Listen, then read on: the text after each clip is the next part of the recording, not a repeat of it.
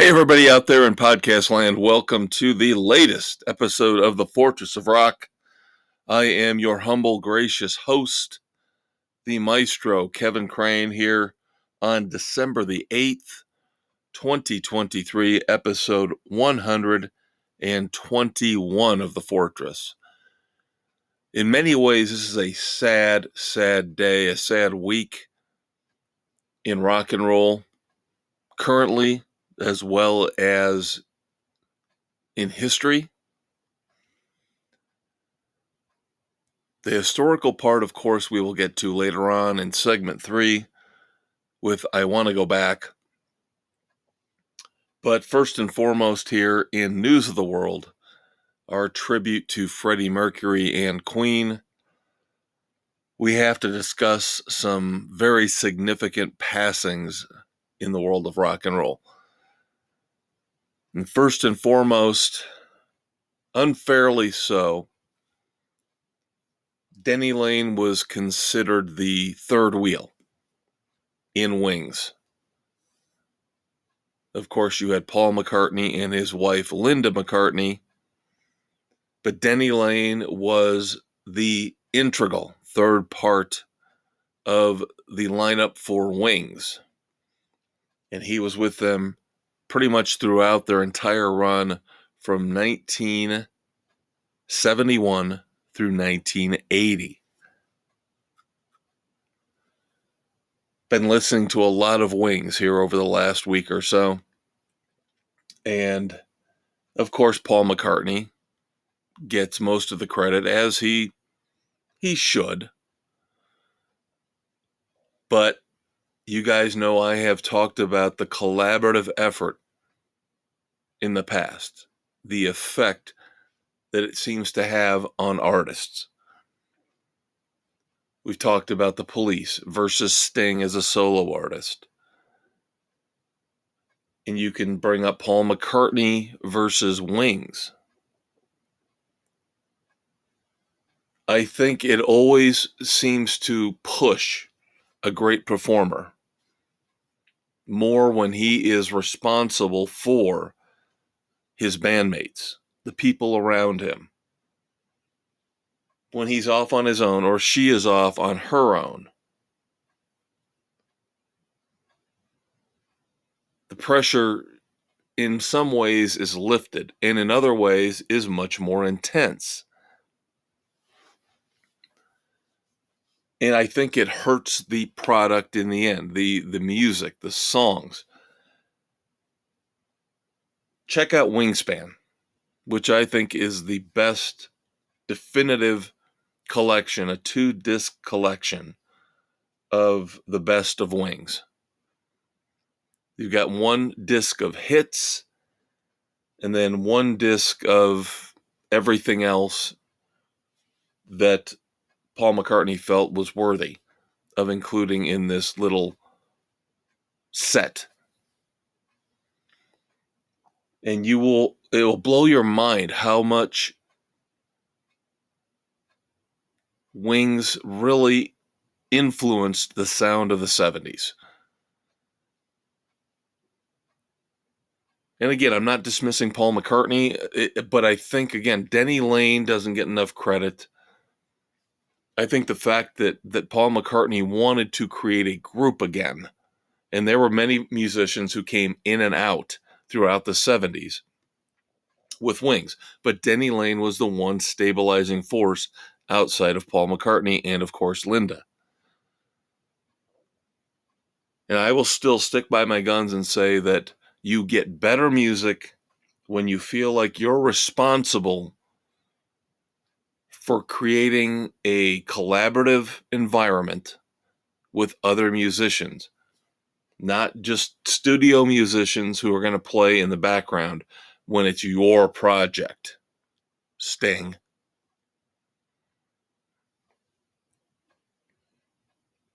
When you actually financially, creatively invest in other people, when you give them credit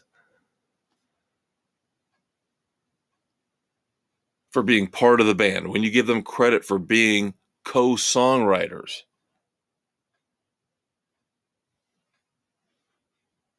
I think it makes these really iconic rock gods work harder, makes them more creative, makes them better. And so while a lot of people will dismiss the passing of Denny Laine, I do not. And again, I hate to keep going back to the Police, but I still think Stuart Copeland and Andy Summers pushed Sting to higher, better levels than what he has achieved as a solo artist. And I think Wings, and of course Denny Laine being the integral part of Wings outside of the McCartneys, did the same thing. Now we go to the 80s. And you guys know that's my wheelhouse. You know how much I love 80s rock and roll, dipping a little bit back into the 70s as well. April Wine. Criminally undervalued, criminally underrated. The Nature of the Beast is such a fantastic album. Cover art, iconic. One of the greatest rock covers of all time when it comes to album art. Their leader, main songwriter, lead singer Myles Goodwyn, passed away this past week. And I know a lot of you, again, just like many will do with Denny Laine, will go poo-poo. Who cares? They will scoff, poo-poo it, and just brush it aside. Not me. April Wine deserved a lot more credit than they got for being a great 70s, 80s band with some phenomenal songs. I mentioned The Nature of the Beast, of course. Sign of the Gypsy Queen, outstanding. Everybody knows their big power ballad, Just Between You and Me. One of the better power ballads, by the way, of the 80s. But we can't forget songs like Roller, and This Could Be the Right One. April Wine, again, undervalued, underappreciated, and unfortunately in his passing, I think Myles Goodwyn, the leader of April Wine, will suffer a similar fate, and that's tragic. Thoughts and prayers to everybody, friends, family. Myles Goodwyn and Denny Laine. And by the way, can I just mention with Denny Laine, jumping back there for a second, that I wasn't really overly impressed with Paul McCartney's comments about Denny Laine's passing. Didn't seem like he was overly willing to give out accolades for Denny Laine. A very tepid response to Denny's death, let's put it that way. One other passing in the world of rock and roll, Chad Allen. Now, Chad Allen, we have to dig in a little deeper here for you to get the appreciation of his influence in the history of rock and roll. Chad Allen was a founding member of the Guess Who. And then after he left, he formed Brave Belt, which eventually became, after he left, Bachman Turner Overdrive. So Chad Allen as well deserves some accolades for his place in rock and roll history.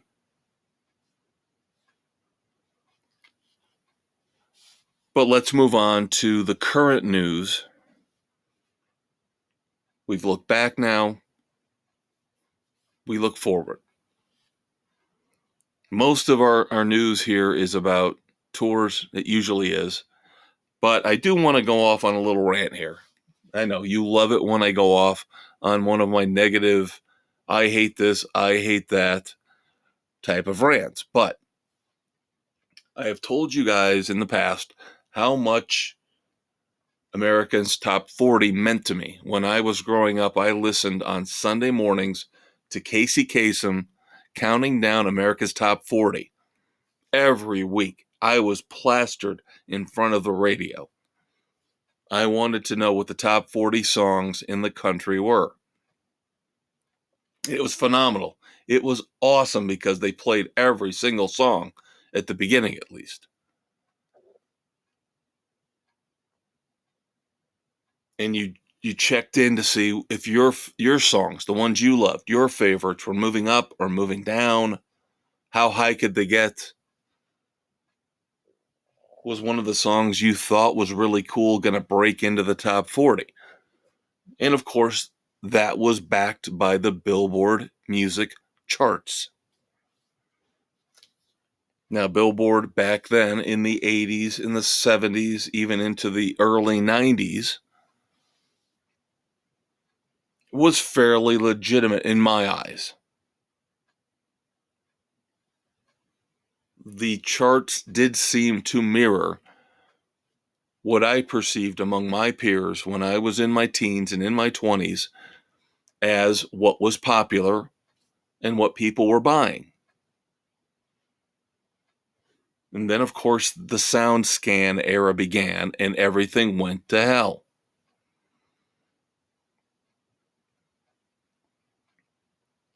So now, the Billboard charts have become a complete and total joke. We've still got Queen's greatest hits, Fleetwood Mac's Rumors still hovering around in the top 50, 60 albums because now it's all based on streaming with Spotify and Pandora. So if you want to listen to Bohemian Rhapsody, that gives Queen's greatest hits a bump up on the current charts. So we wonder why rock and roll is dying. It's not dead, it will never die, but it is dying. It's because the system is flawed and the system is skewed against rock and roll. You got Taylor Swift out there, the Swifties, of course, listening to each and every song she puts out. So, of course, she's got a ton of different albums in the top 20 on the album charts, not to mention the Hot 100 singles chart, which is where we're going. You guys know right now, as I'm taping this, what the number one song in America is. It is Brenda Lee with Rockin' Around the Christmas Tree. And I'm not trying to rip on Brenda Lee. I am not trying to rip on this song. But what I'm saying, this is a complete and total expose on the idiotic system that Billboard has in place to determine what songs, what albums are popular and which ones aren't.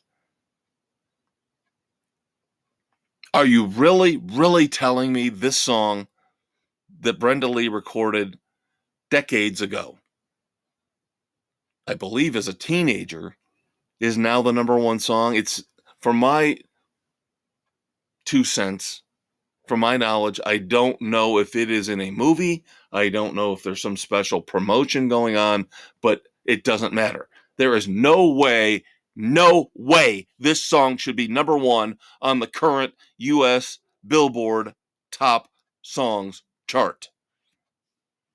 No way. There's manipulation going on. We know all about the payola scandals early on in rock and roll. Pay to play. DJs would get money from promoters to play specific songs.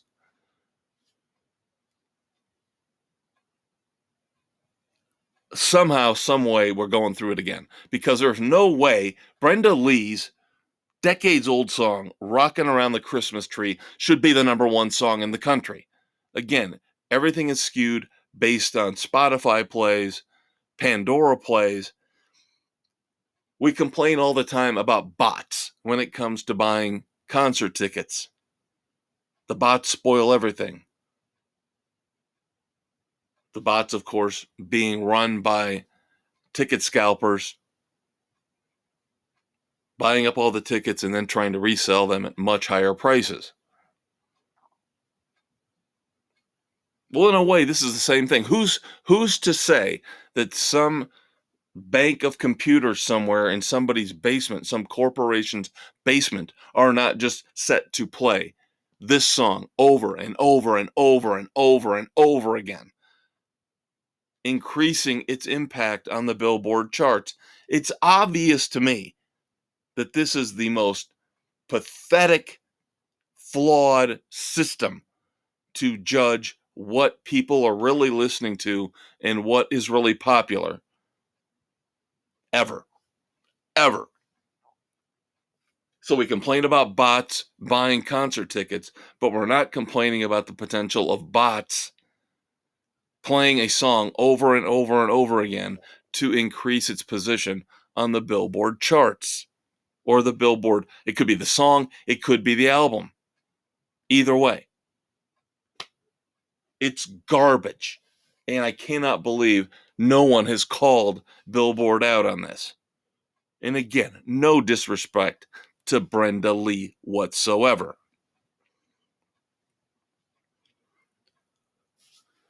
All right, let's wrap things up here with some touring news. We mentioned last week, of course, that Kiss had finished off, finally. Not all their fault, of course. COVID had a hand in this, but the End of the Road farewell tour ended this past weekend on December the 2nd at Madison Square Garden, fittingly, of course, New York City being the stomping grounds for Kiss. Got a little messy, though. That final show was a little bit messy. Now, we talked about the fact that Ace Frehley and Peter Criss, two of the four original members of Kiss, were not going to be present. And it's just a shame they did not mention them. They didn't mention Eric Carr. It's just kind of a shame that the current lineup of Kiss, and of course, that's led by Paul Stanley and Gene Simmons, did not deem it necessary to really acknowledge their past members, very, very important past members. And then, of course, we got the bizarre, weird ending to this concert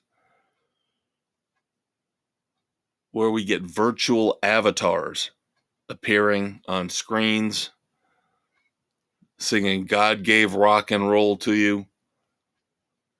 As Paul Stanley says, Kiss is not dead.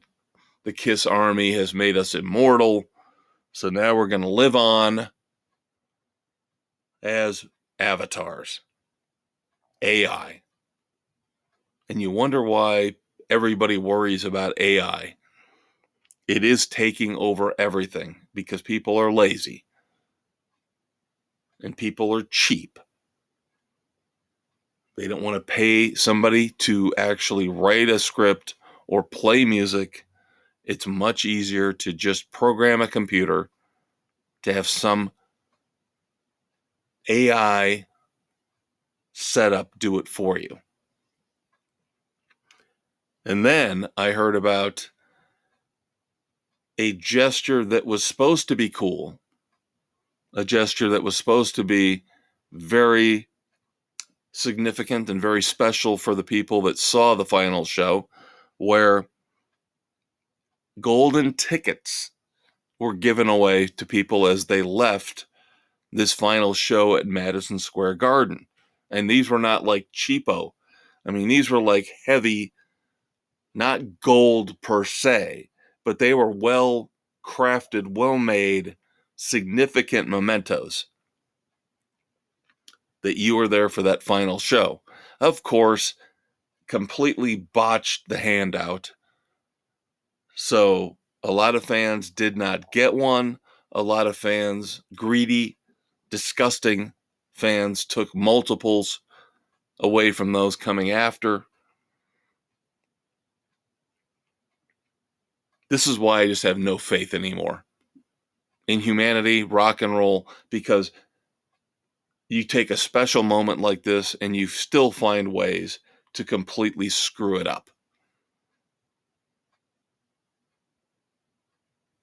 In the end, a little bit disappointed in Kiss in the way they ended this all. It would have been better to just play a great final show with no frills outside of the normal stuff. I know, no frills with Kiss. That doesn't make a lot of sense. But I'm saying none of this digital avatar garbage.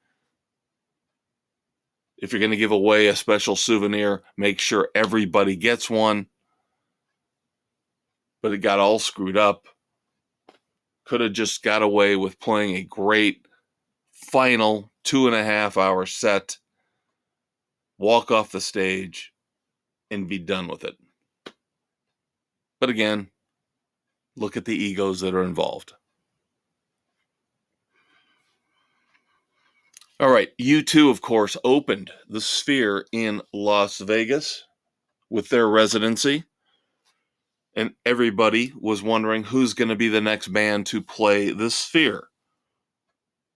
Now, there are other events scheduled for the Sphere. The NHL will have their draft in 2024 in the Sphere.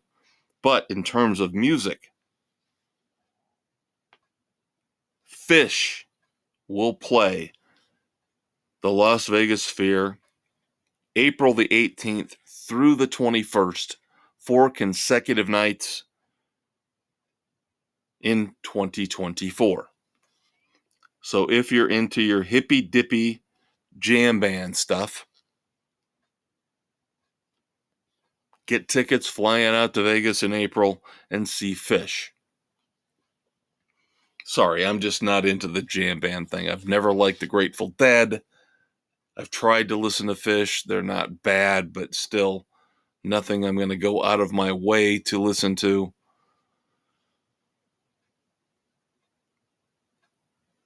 The Red Hot Chili Peppers have got a small tour set up. Small in terms of it's not long, just a few dates. 17 dates in 2024, running from May through July. Mammoth, WVH. You know how much I love Wolfgang Van Halen, the whole Van Halen thing. Mammoth is going to be a headliner on a 2024 tour running through February, March, April, and May. Over 20 dates on that tour.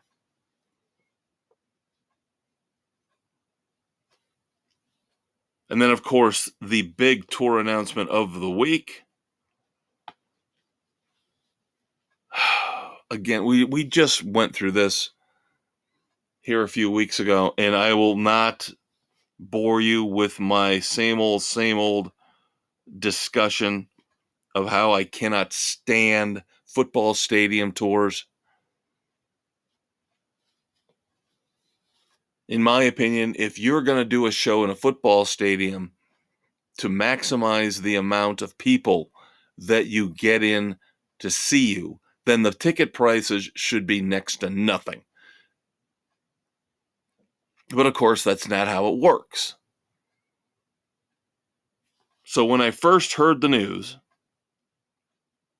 of Def Leppard and Journey, now they've toured together before, they are getting back together for a big, yes, football and baseball stadium tour in 2024, running July through September. Right now, we've got 23 dates scheduled.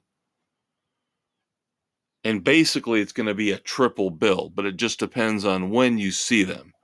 Because in addition to Def Leppard and Journey, again, depending on the date, depending on the city that you get to see them in, you could see as an opening, quote unquote, opening act. Opening act could be Steve Miller, Cheap Trick, or Heart. So yeah, you can see where I'm going here. You're definitely getting a rock and roll triple bill. But again, do you really want to shell out $100, $150 to sit half a mile away from the stage? I don't. That's not fun to me. It's really not. The experience to me is diminished to the point where I'd rather go home and listen to the CDs. I know I'm not going to be in the first row for a show like this because that would cost me thousands of dollars. But at the same time, you play a medium-sized basketball venue or an arena, pay $100, $80 to $100. That's a better, more enjoyable experience. I am not going to sit 200, 300 yards away from the stage and pay a premium price just to watch a concert on a big screen. Not going to do it. So that's really disheartening because when I first heard this tour getting announced, I was all in. I was like, let's go. Let's see it. I don't care who the quote unquote opening act is, Steve Miller, Cheap Trick, Heart. I'll take any of them. Let's do it. And then I see they're only playing these huge, huge stadiums. Very disappointing. So I will not be going to see Def Leppard and Journey in 2024. But of course, you know, there will be shows to review in 2024. We'll figure some out. We will get the concert slate running. We've already got 3 shows scheduled for 2024. Got Judas Priest coming up in May. Styx, Foreigner, and John Waite in June. And Sammy Hagar, the Best of All Worlds tour with Loverboy in August. So far, those are the concerts we're going to review here in 2024 on the Fortress of Rock. But for now, let's take a break. This is going to be a very, very, very long show because pretty much every segment is jam-packed, going to go to the max of 30 minutes. So let's take a break. Quick promo. And then we'll be back with Breakdown, where we will talk about Peter Gabriel's new album, I.O., new songs from Ace Frehley, Blackberry Smoke, and David Lee Roth. So hang out, kids. We're going to be here for a while. Hope you enjoyed as much as I do. I'll be right back. Thank you so much for tuning in to the Fortress of Rock podcast with me, the Maestro, Kevin Crane. Of course, that was segment 1, The News of the World, our tribute to Freddie Mercury and Queen, where we look back at the past week in rock and roll and all the news and all the controversies that you deserve to know about. Next up is the heart of the show, the meat and potatoes, Breakdown, where we are going to review all the new songs, all the new albums, all the new concert tours, the shows that I've seen personally. Stay tuned for that. Of course, we're now available on Spotify, Anchor, Apple, Stitcher, Castbox, Google, Pocket Cast, and Radio Public, wherever you listen to your favorite podcasts. Hang out, kids. We'll be right back. All right, welcome back. Segment 2 here on December the 8th, 2023, episode 121 of the Fortress of Rock. I'm the Maestro, Kevin Crane. You are who you are. Now it's time to talk about new rock and roll. New music, try to get you fired up to go out there and listen to some new stuff. While we all love the classics, you've got to find new classics. You've got to find things that you haven't heard before. Songs that have a different riff, a different twist, a different hook. And the albums that put all those songs together. And that is what Breakdown is here for. So our tribute to Tom Petty and the Heartbreakers begins with the new album from Peter Gabriel, I.O. And we've talked about this album, these songs, a lot over the past year because of the unique way that Peter Gabriel chose to release I.O. Peter Gabriel basically put out one song every new moon. So, in essence, he released almost this entire album before the physical entity, the CD, the album, the vinyl version, or the complete MP3, however you like your music, finally came out. Now, there are 12 songs on I.O. And as always here on the Fortress of Rock, we will go through I.O. track by track. Now, the leadoff song was also the first single, and that was Panopticon. Now, Panopticon has gotten a lot of praise here with all the critics now putting out their year-end lists, their best-of lists.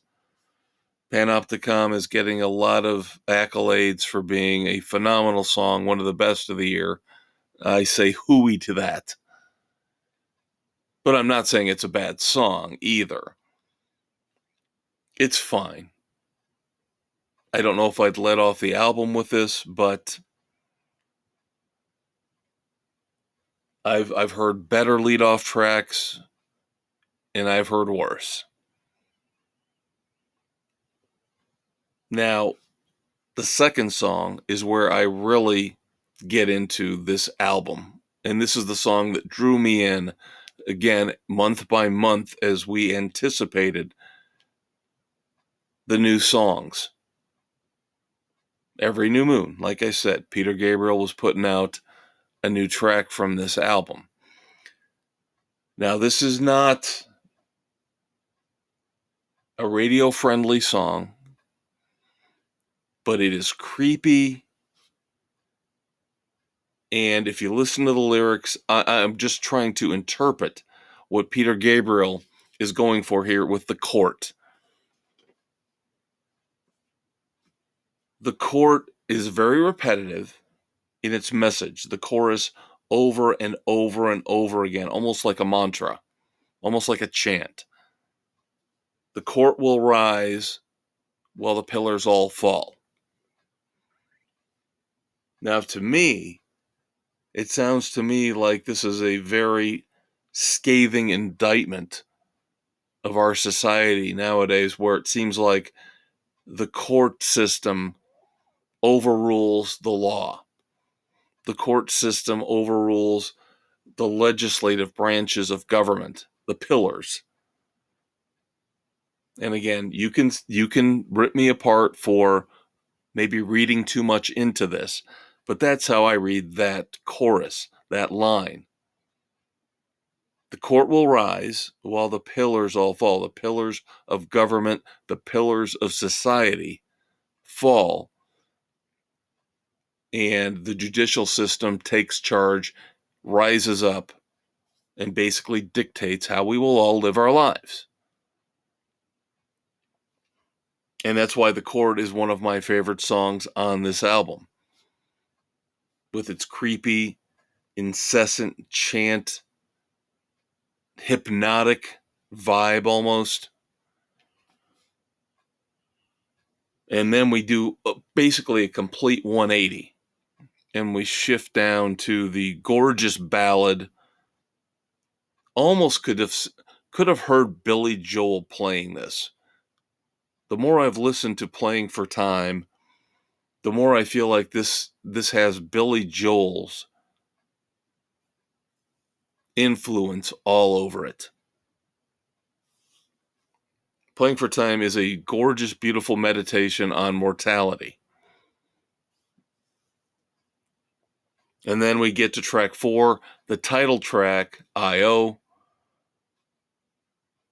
a very good, upbeat, positive song. I would say almost existential. I.O. stands for in and out, basically the cycle of life, things coming in, things going out, life, death. But you can drill down to the basics of everyday life. We eat, we poop, we pee. The physical body, mental, spiritual, things coming in, things going out. We take in knowledge, we put out our opinions and our thoughts based on that knowledge. Again, I was really impressed with this song as well. So we're 4 songs in, and I am really, really liking I.O. a lot. But unfortunately, at this point, as I look back in retrospect, you have to split this album up into 3 parts. First 4 songs, second 4 songs, last 4 songs. Drastically, completely different in terms of quality. So the first 4 songs are great, taken as a collective whole. The second 4 songs, still good, but not quite great. Track 5 is 4 Kinds of Horses. Now, the packaging, I bought the CD. Yes, I did. I am still one of those people. I was lucky enough to get the double CD, Bright Side and Dark Side mixes, one of each. Of course, 1 disc of the Bright Side, 12 songs, 1 disc of the Dark Side, 12 songs, with a nice, beautiful booklet filled with fantastic artwork. One problem, no lyric sheet. And I am not one of those people that's going to go out and download the lyric sheet. Either I get it with the package, whether it's the vinyl, whether it's the CD, or I don't. If I don't get it, then I will leave it to my own devices, my own ears, to try to pick up the lyrics. 4 Kinds of Horses, I still, after listening to this song at least half a dozen times, still don't know what they're talking about. 4 Kinds of Horses, 4 Kinds of Men. Okay, what are they? And I'm sure a lot of you out there listen to this album and go, you can't figure that out? No, I can't. Not off the top of my head, and I'm not going to sit there with my ear pressed against a speaker trying to write down and decipher the lyrics. I don't know what he means by 4 Kinds of Horses, and I don't know what he means by 4 Kinds of Men. I can assume, I can make guesses. Otherwise, musically, tempo, it's a fine song. So Road to Joy is song 6. Road to Joy is probably the closest song you would find on this album going back in time to his big hits like Sledgehammer and Big Time. Got a little bit of a funky beat. It's, again, definitely upbeat. I did like the Bright Side version more. Still, now we're halfway through. I'm really liking I.O., though. Really liking it. Despite the flaws I've mentioned, really liking it. Now we get on track 7, the second slow song. So much. And like Playing for Time, this is another commentary on mortality. And again, the Bright Side mix seems to be the better of the two.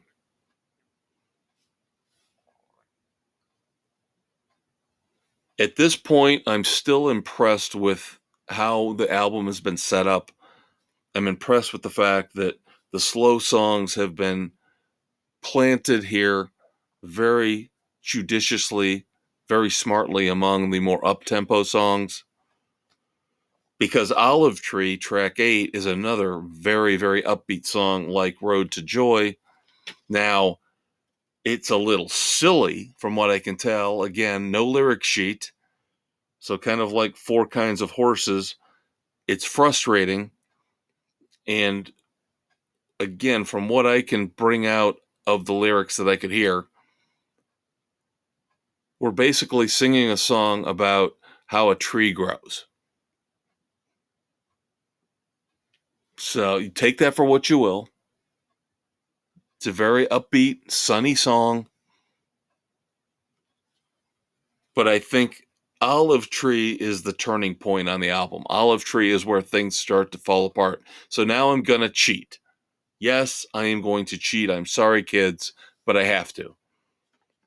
I mentioned to you I had to split this album up for this review into 3 parts. The first 4, the second 4, and the third 4. So now we're done with the first 4 and the second 4. Now we get to the third 4, and I'm going to lump them all together because they're, to me, indistinguishable and boring as hell. And it ruins my overall review of the album. Love Can Heal, awful, terrible song. God awful, terrible, boring song. This Is Home, not much better. And still almost as bad. Live and Let Live, not very good. And I can't distinguish these last 4 songs because they're just boring, dull. There is nothing musically about them to distinguish one from the other. You just sludge and trudge your way through these last 4 songs, and it destroys what could have otherwise been a very, very good album. If he had stopped at Olive Tree, track 8, maybe shuffled the sequence a little bit of those 8 songs, I.O. would have been a highly, highly recommended song or album from the Maestro.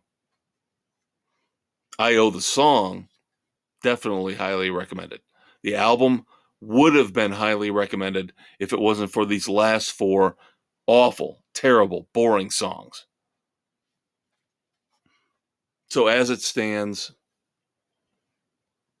I cannot recommend I.O. I can't, because those last 4 songs are so just subpar, boring. It sounds like a rock superstar resting on his laurels. And I can't abide that. I can't. There is no way Peter Gabriel could have listened to this stuff and, this is great. Let's put this on the album. All 4 of these songs are a cure for insomnia. So despite the fact I love the first 2/3 of the album, the last third is so dull that drags my review down to the point where I cannot recommend Peter Gabriel's new album, I.O. So we've got 3 songs to review as well. And things are going to get better. Because we have got the brand new song from Ace Frehley. Of course, kind of ironic that he releases this song right there at the end of the Kiss farewell tour. Title track from his upcoming 2024 album, 10,000 Volts. I know it's a cliche. Meat and potatoes rock and roll. But sometimes it fits. Sometimes it's accurate. Sometimes the cliche works. And in this case, it fits perfectly. There's nothing lyrically spectacular about 10,000 Volts. The chorus is catchy as hell. The guitar playing is fantastic. This is not a song that is going to win a Grammy. This is not going to win any awards. It's not going to reach, God knows, the Billboard Hot 100. And maybe it's due to the perspective that I had just listened to Peter Gabriel's I.O. so many times that I needed some just straight ahead, punch you in the face, hook laden rock and roll. So I liked 10,000 Volts a lot. So I would say get out there, listen to this. Don't expect the world. Don't expect deep thoughts from Ace Frehley or intricate, you don't have anything other than bass, drums, lead guitar, little bit of shredding, catchy chorus, catchy hook, out. That's all it is. That's all you need from a great rock and roll song. So check out 10,000 Volts. Next up, another classic rocker, David Lee Roth. Yeah, I know. It's each and every week now, it seems like, with David Lee Roth, we get a new song from Diamond Dave. Coming on the heels of the disappointing, ultimate disappointment last week that was High Fashion Girl, now we get a bounce back. Now we get another song, I believe from those John 5 sessions from about 15 years ago. This one is Wash and Fold. As I tape this exclusively on YouTube, have not seen it drop on Spotify yet, but Wash and Fold is much better, much cooler than High Fashion Girl. You've got a really neat organ intro to this song. Very catchy, very neat organ intro. It sounds like David Lee Roth, when he wrote this song, was trying to make a commentary on poverty, the poor. And I'll tell you what, for the most part, it works. This is definitely one of the better songs of the plethora of tunes he has put out here over the last 6 months. This is one of the best. So I will say, jump onto YouTube and check out the latest from David Lee Roth. That would be Wash and Fold. Then finally, the third single, the third release from Blackberry Smoke's upcoming 2024 album. Now, these songs, these singles, seem to be getting better with Blackberry Smoke. So, Hammer and the Nail, the third single, taking my logic and running with it, would tell you that this is the best of the three. And it is. Kind of like 10,000 Volts, though, there's nothing earth-shattering about this song. It's the typical cliche. You've heard it before. When you're having a bad time, you're having a bad day, you're having a bad week or a bad month or even a bad year. What's the cliche? The world is the hammer and you're the nail. And that's what Blackberry Smoke is going for here, but they do a really, really great job of putting it into a rock and roll song, a great rock and roll song. Blackberry Smoke, one of the newer, they've been around for a while, but they're still one of the newer bastions of hope for Southern rock. If you want to throw Dirty Honey in there, they've got a little bit of Southern rock influence in their sound. We'll talk more about them in segment 4. But Blackberry Smoke, they're just hanging out there on the fringes of popularity. They're doing just enough in terms of airplay. I say airplay, streaming, along with physical sales of albums and CDs.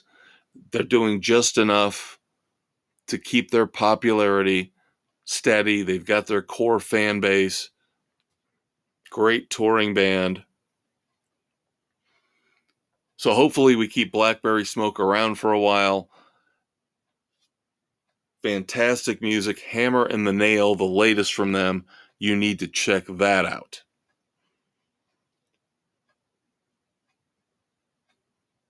So what do we do here? We've got 3 songs that I would say all 3 you guys need to listen to. 10,000 Volts from Ace Frehley, Hammer and the Nail from Blackberry Smoke, and Wash and Fold from David Lee Roth. In terms of Peter Gabriel's I.O., since you can listen to it for free, I would recommend you listen to the first 8 songs and stop it there. Judge this album on the first 8 songs. Don't take it as a whole. I know the artiste Peter Gabriel would be upset with me for saying that, but I'm trying to do a service to you, my loyal listeners. If he had lopped this album off after 8 songs, it would have been great. So listen to the first 8 tracks on I.O., along with the 3 singles that we've just discussed. I have warned Doc Brown. I have told him, you had better get this thing, this rock and roll DeLorean, in our garage, ready to go. Make sure everything on it. Tires, I don't know how important tires are in time travel, but tires, transmission, engine, flux capacitor, make sure it's all at peak top condition, because we are going to be discussing a lot in segment 3. I want to go back. Now, as I mentioned at the top of the show, this in many ways, this day, this week, of course, December the 8th, 2023, specifically for purposes of the next segment, is very significant in many tragic, bad, awful ways. We talked about in segment 1 how this past week we lost Myles Goodwyn and Denny Laine. So once we come back from our quick promo break, we will do our best to celebrate the good that came from a lot of people who left us on December the 8th in rock and roll. And I don't say this lightly. I've said it maybe once or twice over the past year. But this is definitely December the 8th, in terms of history, one of the darkest days in rock and roll. You guys might know some of the events that I'm discussing, but we'll go through all of them. We'll get through them together. We'll discuss the greatness of the music that was left behind. Doc Brown and I going to jump into the rock and roll time stream in just 1 minute. I'm the Maestro Kevin Crane. The Fortress of Rock. We'll be right back. All right, now that we've looked at the current state of music in our breakdown segment, it is time to climb into the DeLorean and travel back in time to look back at moments in rock and roll history, birthdays, deaths, anniversaries of song and album releases. It is time for I Wanna Go Back, our tribute to Eddie Money. Stay tuned. And as always, we're on Spotify, Anchor, Apple, Stitcher, Castbox, Google, Pocket Cast, and Radio Public, anywhere where you listen to your favorite podcasts.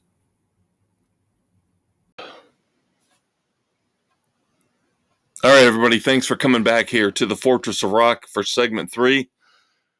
Yes, I'm a little bit somber, a little bit downbeat here as Doc Brown and I take the rock and roll DeLorean into the time stream, as I've talked about, alluded to throughout this episode. This is a very dark, important day in rock history. And of course, this past week, losing Myles Goodwyn and Denny Laine did not help. So we're going to try to do our best to turn this thing around when we talk about these moments in rock history. In many of the instances, celebrate the music instead of the circumstances of what happened. We're going to start off with birthdays.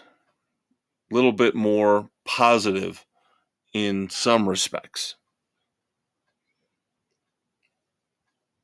We'll start off with December the 8th, 1973. Corey Taylor, and he is a fan of classic rock and roll. He's done a lot of solo stuff with cover songs, great cover songs of classic rock tunes. But of course, you should know him first and foremost as the lead singer of Slipknot and the founder of Stone Sour. So happy birthday to Corey Taylor. Unfortunately, then we start to slip into this deep, dark rock and roll depression. December the 8th, 1966 was the birthday for somebody who just left us here earlier in 2023.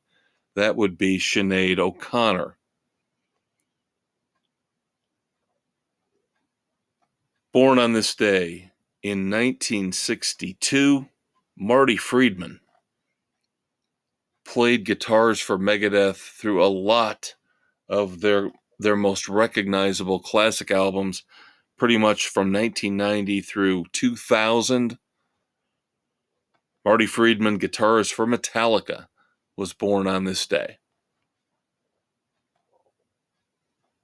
Now, we all know lineups change in rock, right? People quit, people get fired, they come back sometimes, other times they never do. Of course, if they died, they never do. And unfortunately, in this case, Phil Collen of Def Leppard kind of slipped in after the death of Steve Clark. But from a purely rock and roll analytical standpoint, what a great addition to the Def Leppard lineup. Born on this day in 1957, Phil Collen, the shirtless wonder of Def Leppard. Now I'm thinking about it, though. Was Steve Clark replaced by Vivian Campbell? I'll have to do some more research on that. But again, I know Phil Collen jumped in after a lineup change in Def Leppard. Might have been Pete Willis. Either way, though, fantastic substitution in the lineup of Def Leppard. Now we get to the really heavy hitters. Born on December the 8th, 1947. The legendary Greg Allman. Now, I think I've mentioned this on a past episode or two of the Fortress of Rock. There were certain bands, certain performers that when I was going through high school and college, again, you guys know those are your formative years of rock and roll, and even the years before. There were some artists, Bruce Springsteen comes to mind, and yes, the Allman Brothers Band that I dismissed. I did not appreciate them. I did not understand the music at the time. It took me a while to revisit albums like Eat a Peach, to revisit songs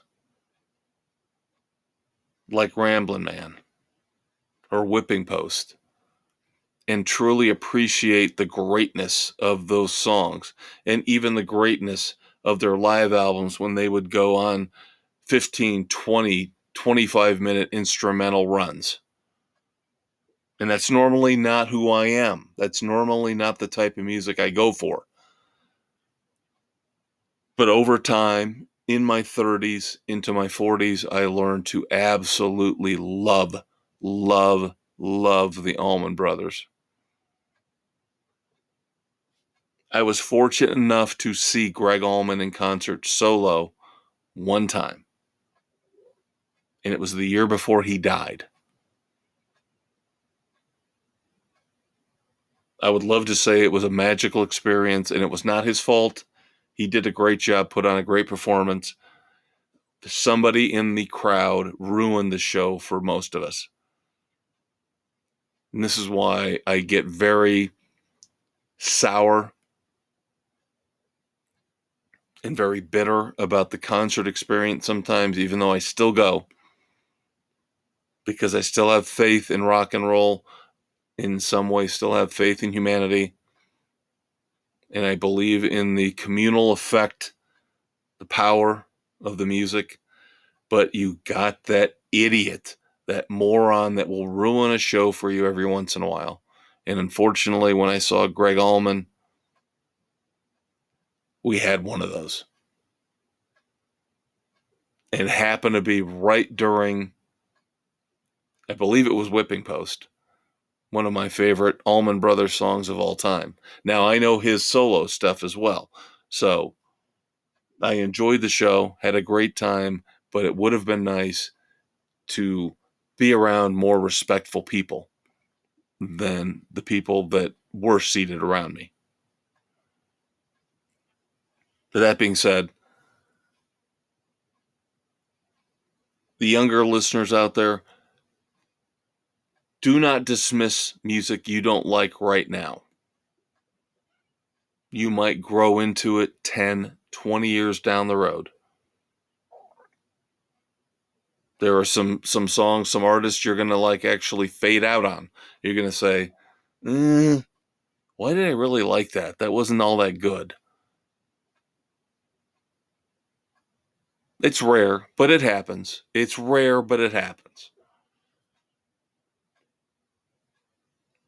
But born on this day, December the 8th, 1947, the great Greg Allman.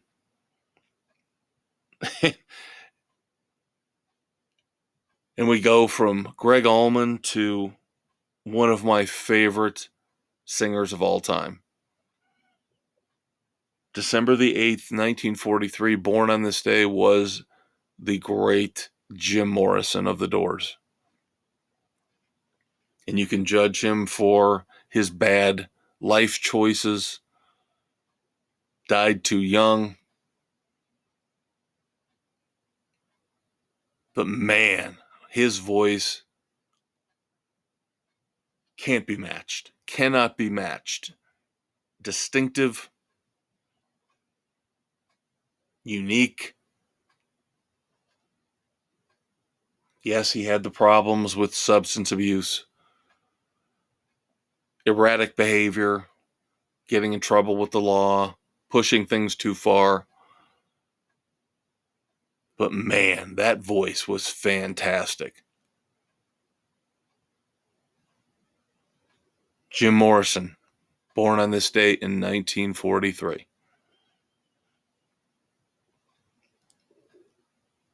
Go back 1 year to 1942, December the 8th. Bobby Elliott, drummer for the Hollies, was born on this day. Keep the Hollies in mind.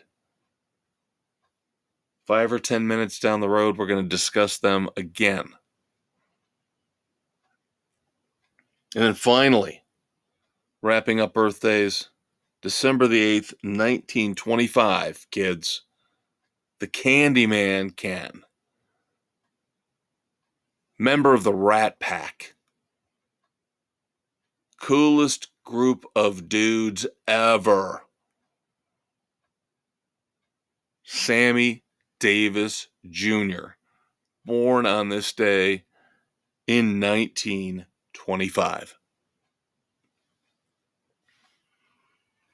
All right, so before we move on to anniversaries, and again, I apologize, going to be a lot of negativity in our anniversaries.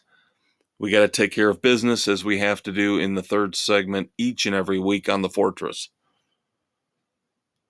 You found us somewhere, and I thank you for that. But you always can find us somewhere else if you need to. If you fall out of love with your current podcast streaming platform and want to go somewhere else, you have options and you have choices. You can find the Fortress of Rock each and every Friday night on Spotify, Google, Radio Public, Pocket Casts, Apple, Overcast, Castbox, Amazon Music, Audible, and iHeartRadio. And of course, we have fun stuff going on every weekend on our Facebook page. Tonight is the launch of the next Weekend Rock project. Now, this is part 2 of what we started last weekend. Last weekend, we asked for your favorite rock songs featuring the words near or close or something similar. So this weekend, obviously, part 2 asks for far or farther, or again, something similar.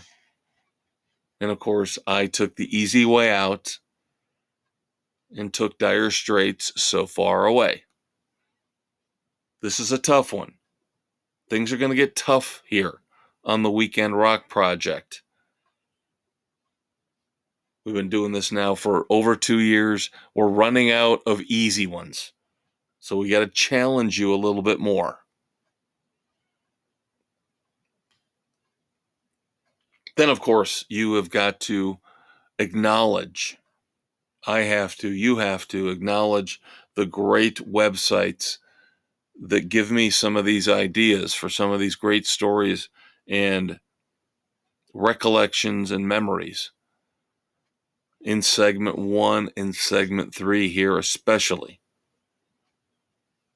3 main sources: ultimateclassicrock.com, thisdayinmusic.com, and of course the mighty Van Halen newsdesk.com. Don't put mighty in.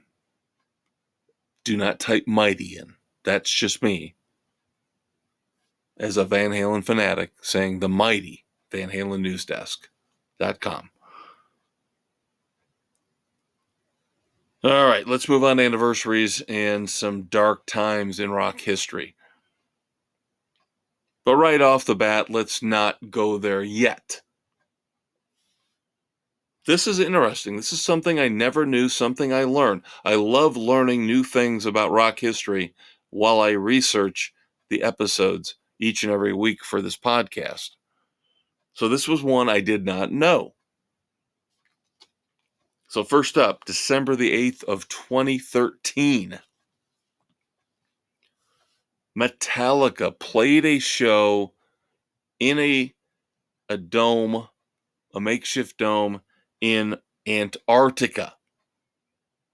I believe it was sponsored by the Argentine government, or that was one of their facilities on a research site that they had set up in Antarctica. But the cool thing about this is that made Metallica the first band ever to play a live show in front of an audience, even though the audience here had headphones on. Obviously, the weather impact. Metallica becomes the first band ever to play live on all 7 continents. Very cool. Very, very cool.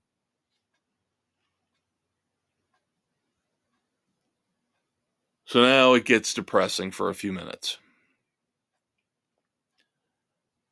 And it's amazing how these events, these next 3 events, all happened all happened on this day. So, of course, it's just depressing that when we looked at birthdays, we lost so many great rock icons on this day.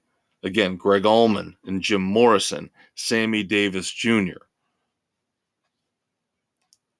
But the next three instances, the next three anniversaries we're going to discuss, were all avoidable. They did not have to happen. These were not natural causes. Wasn't a heart attack, wasn't liver failure.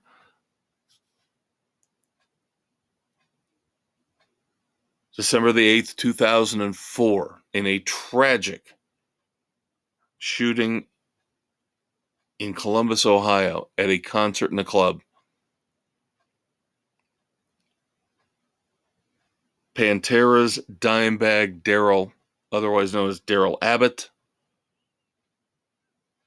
was killed by a gunman at a Damage Plan show. Now, Damage Plan was the band that he had put together after Pantera went on hiatus. I believe 5 people were killed that night, including Dimebag Darrell.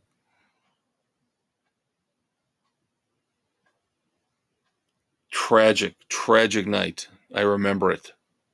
Terrible news.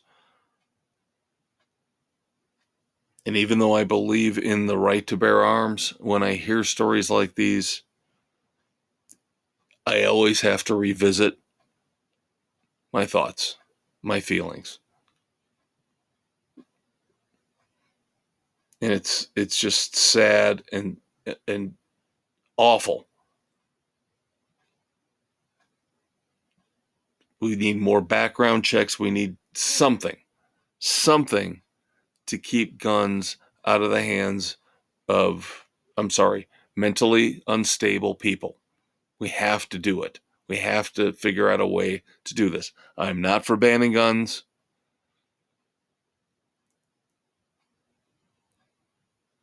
But the people that can buy them legally need to hold on to them and not resell them and not let their kids or their relatives have access to them, or things like this will continue to happen year after year after year.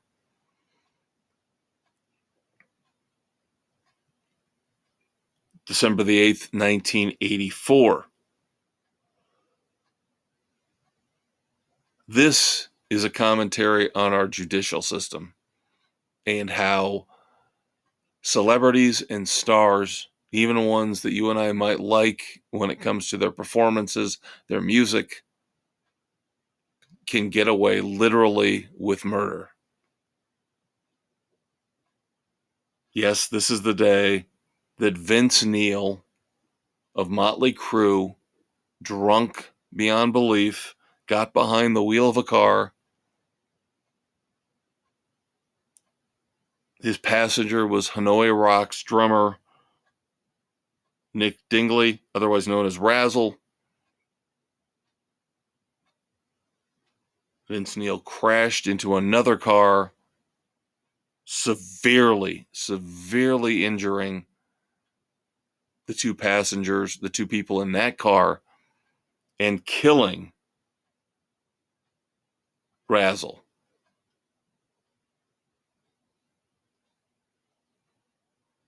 You know what Vince Neil got? If you guys don't remember, I'll refresh your memory. For vehicular manslaughter, do you know what Vince Neil got? Impaired driving, destroying 2 lives, killing his friend from Hanoi Rocks, 30 days in jail. Got out in 15 for good behavior. Not years. Not years. You did not mishear me. Vince Neil spent 15 days in jail. Oh, but he had to pay over $2 million in restitution. Big whoop-de-frickin-do. This is an instance of why I cannot believe in our justice system. Vince Neil should have gone to jail for a decade for what he did. And I am a huge Motley Crue fan. Vince Neil should have gone to jail for 10 years minimum. 15 days.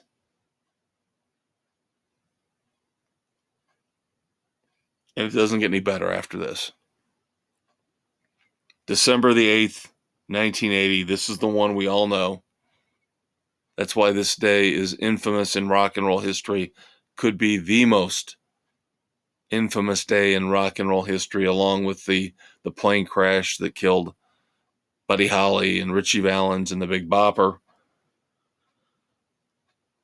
This is the day that Mark Chapman shot and killed John Lennon in New York City. Then we can go back to the gun commentary I just made a moment ago. And it's such a tricky issue to dissect, to discuss, to fix.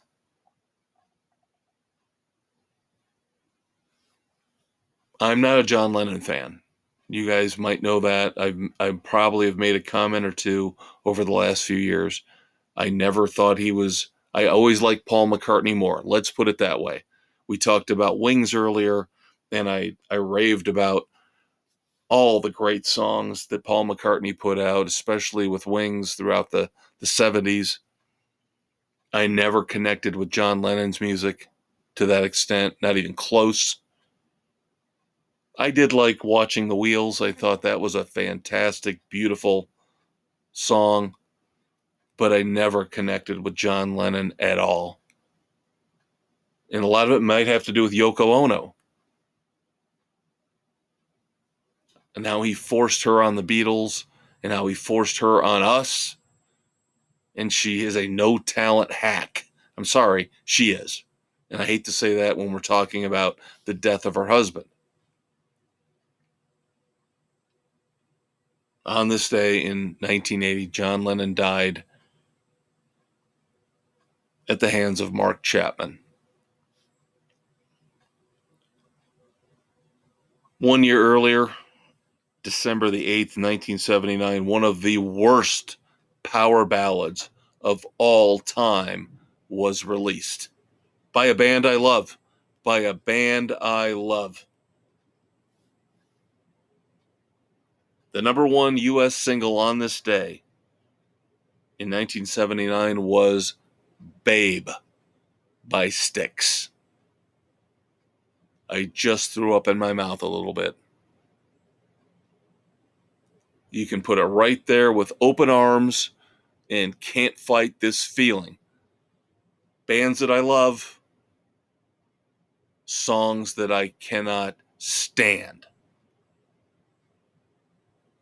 Babe was your number one single on this day in 1979.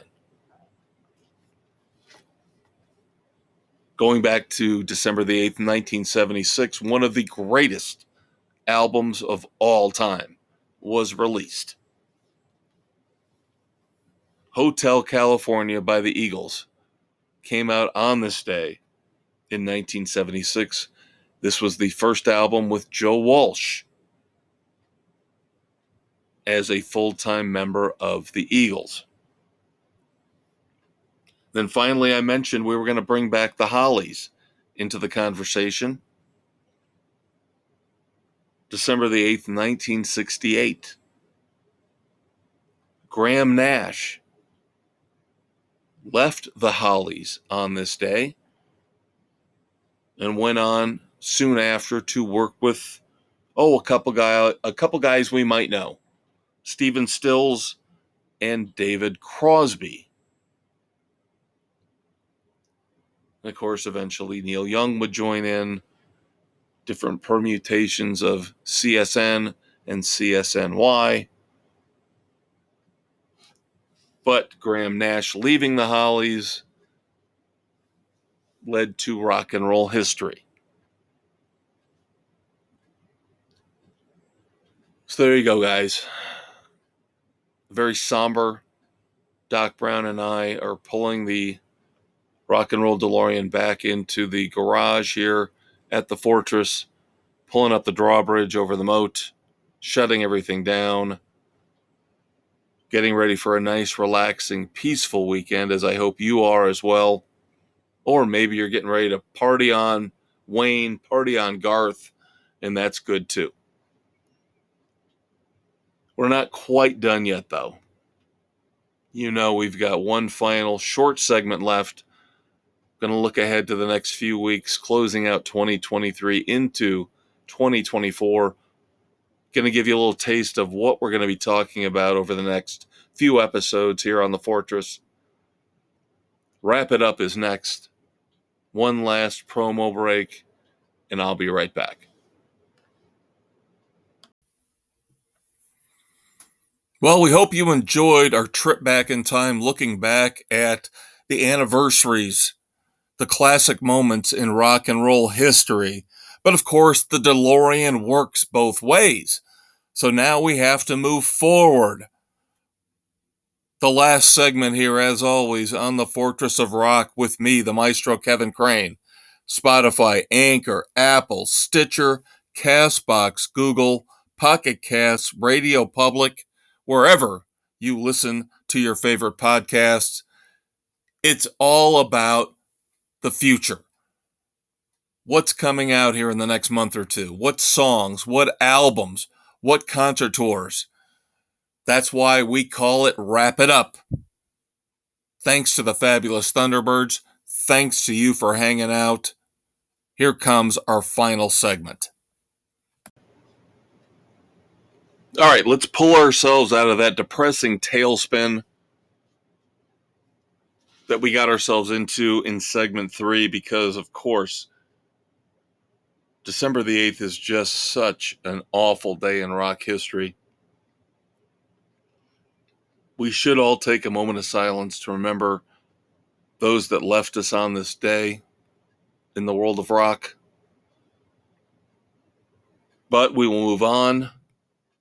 We need to embrace the new music, keep listening to rock and roll, despite the fact that the Billboard charts try to kill us, despite the fact that the pretentious music critics at Rolling Stone and other hack rags try to kill us.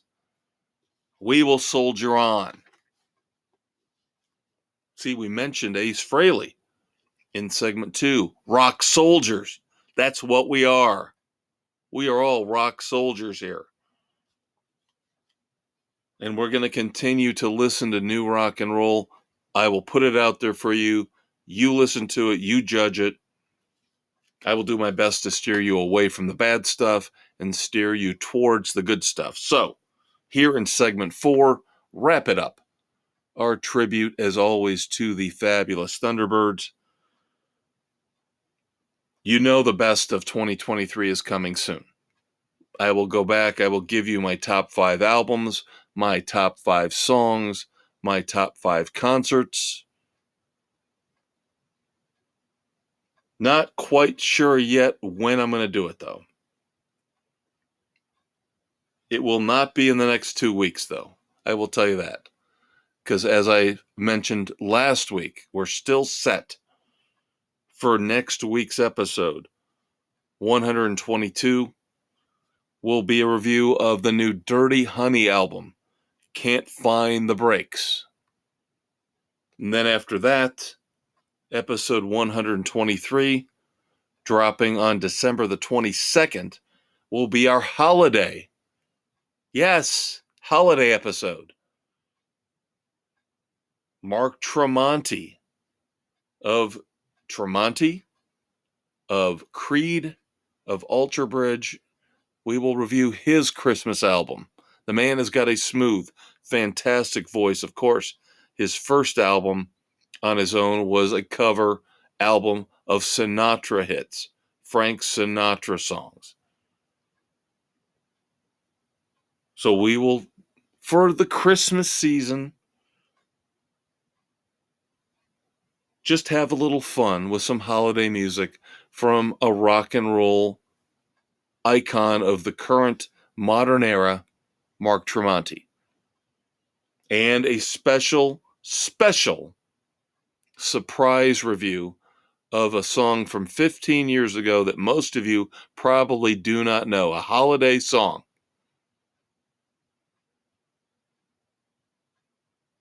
You're going to love it. You're going to love it.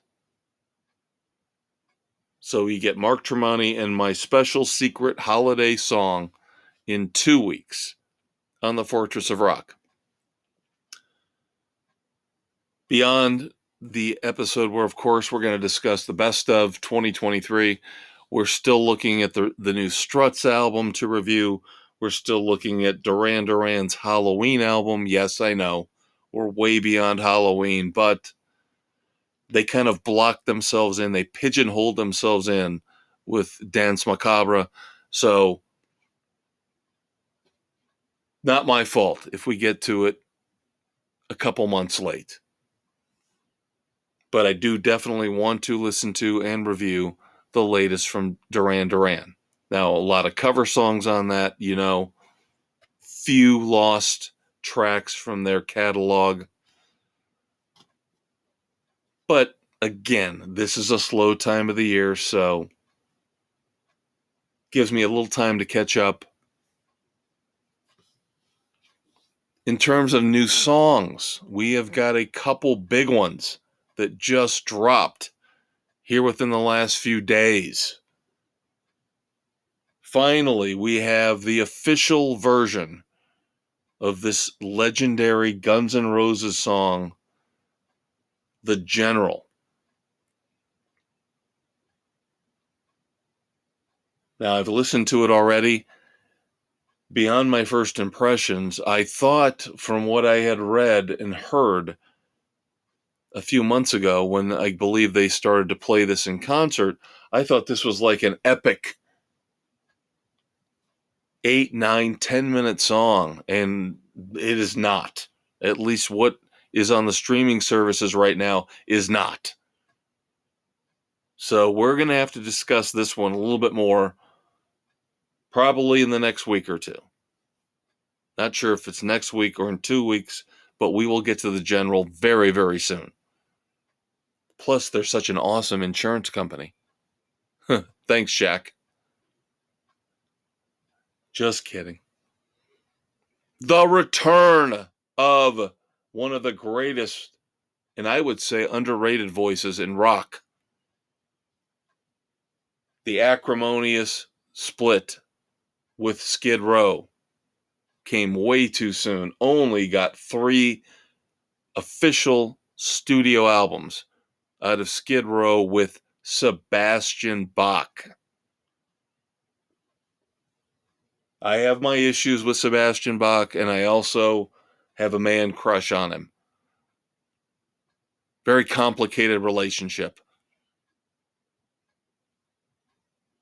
But he has got a brand new song out. The first song in a long, long time from Sebastian Bach is What Do I Got to Lose?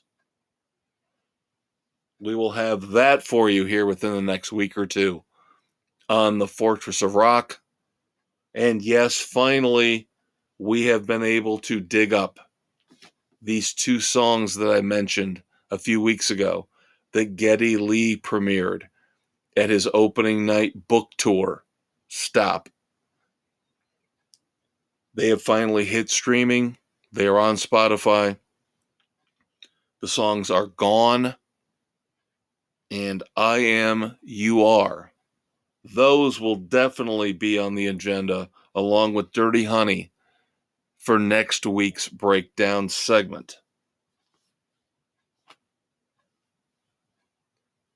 Well, I hope you had fun. I know we had a little bit of a depressing moment or two, and I want to go back. But again, we have to acknowledge the bad, and from that, we pull the good.